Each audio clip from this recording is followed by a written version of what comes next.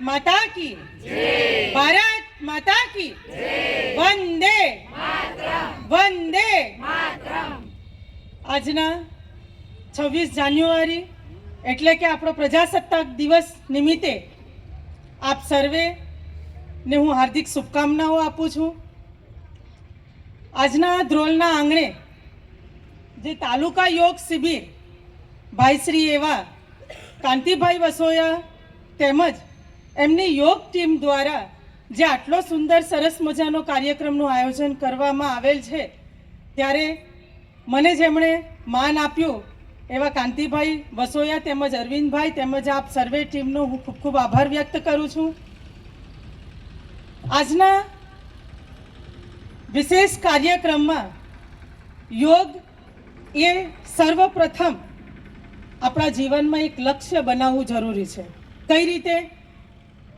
તો આપણા લોકલાડીલા અને આપણા દેશના વડાપ્રધાન એવા શ્રી નરેન્દ્ર મોદીજી સાહેબે પણ એક ખાસ એક ભાર મૂક્યો છે યોગ ઉપર, અને એમના લક્ષ્ય એમના સંકલ્પને સાકાર કરવા માટે આપણા ભાઈશ્રી કાંતિભાઈ વસોયા એ સરસ મજાનું આપણા ગુજરાતની અંદર એમાં એ પ્રાંત હોય, એના નીચે જિલ્લાઓ નીચે તાલુકા નીચે શહેરો અને ગામડાઓમાં ખૂણે ખૂણે જઈ આપણને નિરોગી રહેવા માટેનો એક મેસેજ આપે છે, એક સમજ આપે છે। ત્યારે તમને ખ્યાલ હશે કે 26મી જાન્યુઆરી એ આપણો રાષ્ટ્રીય પર્વ તરીકે આપણે ઉજવીએ છીએ। 15મી ઓગસ્ટ પણ આપણો રાષ્ટ્રીય પર્વ છે। જેમ ફ્રીડમ ફાઇટર્સ જે આપણા સ્વતંત્રીઓ હતા, એમણે દેશને બ્રિટિશ સામ્રાજ્યની અંદરથી છોડાવીને આપણને આઝાદી અપાવી।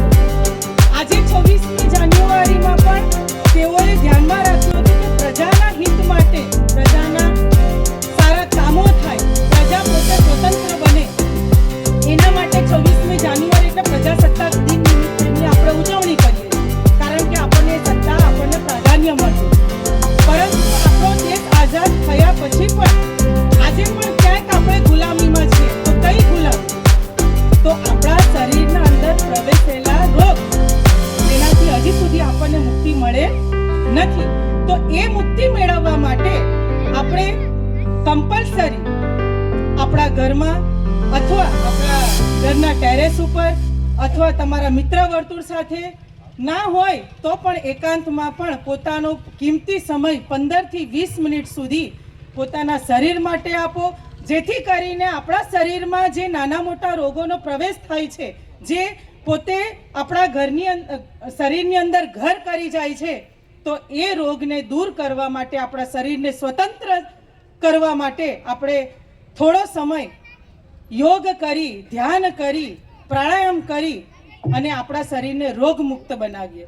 આપણા ધર્મની અંદર પણ દેવાધિદેવ મહાદેવ તમે જોતા હશો કે સદાય એ આરાધના કરતા હોય છે, યોગમાં હોય છે, ધ્યાનમાં હોય છે। તો શા કારણે? એમને શું જરૂર છે? નહીં, પણ એ પોતે પણ એક દેવાધિદેવ મહાદેવ ત્રિલોકધારી જે ત્રિદેવ છે, તેઓ પણ આપણને મેસેજ આપે છે કે આપણે આપણા જીવનમાં ધ્યાન, આપણા 6 ઇન્દ્રિયોને સંકોચ કહેવાય ને કે એકદમ સમતલ રીતે અને કંટ્રોલ કરીને, સંયમતાથી આપણે 6 ઇન્દ્રિયોને કંટ્રોલ કરીને આપણે એક ધ્યાન લગાવવું પડે છે, અને એ ધ્યાનથી જે સિદ્ધિ પ્રાપ્ત થાય છે એનાથી જ આપણા શરીરના રોગો મુક્ત થાય છે। તમે જોતા હશો કે આપણે નવા કોઈ કાર્ય કરવા માટે જ્યારે બહાર જઈએ છીએ ત્યારે વૈજ્ઞાનિકોએ પણ કહ્યું છે અને આપણા શાસ્ત્ર ગ્રંથોમાં પણ લખ્યું છે કે આપણે 5 મિનિટનું મૌન ધારણ કરીને બહાર નીકળવું। શા કારણે? એનું એકમાત્ર કારણ એ છે કે આપણે જે પણ શું કાર્ય કરવા માટે જઈ રહ્યા છે તો આપણી સમજ એક સ્થિર બને અને આપણે સારા લક્ષ્ય સુધી પહોંચી શકીએ અને આપણું કાર્ય સફળ થાય। આજે સરસ મંદિરના પટાંગણમાં આટલો સુંદર સરસ મજાનો જ્યારે શિબિર કાર્યક્રમ આયોજન કર્યો છે, ત્યારે અમારા કાંતિભાઈ વસોયાનું પણ એકમાત્ર ધ્યેય રહ્યું છે કે આપણા સર્વને નિરોગી બનાવે છે। એમણે ક્યાંક એમના ટીમ સાથે આપણને મેસેજ પૂરો પાડ્યો છે કે તમે રોગમુક્ત થાઓ, તમે એક સારું આચરણ કરો. તો આચરણ કયું? યોગનું. અને યોગ ભગાવે રોગ.